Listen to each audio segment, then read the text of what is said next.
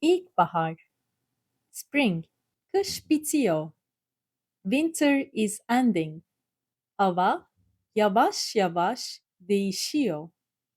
The weather is slowly changing.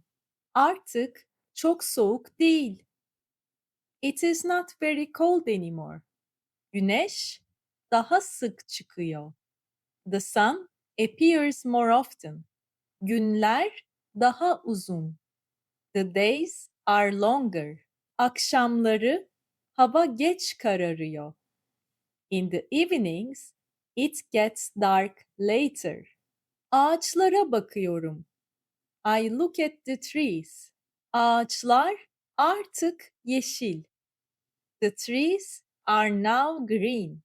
Çiçekler açıyor. Flowers are blooming.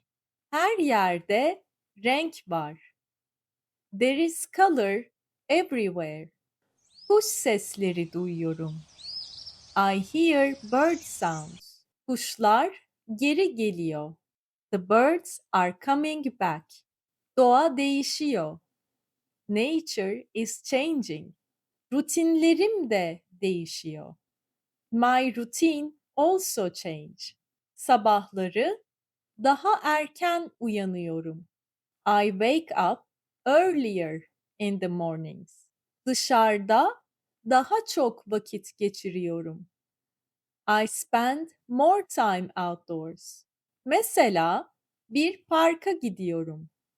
For example, I go to a park. Bir banka oturuyorum. I sit on a bench. Etrafı izliyorum. I watch around. İnsanlar da dışarıda. People are outside too. Bazıları piknik yapıyor. Some people are having a picnic.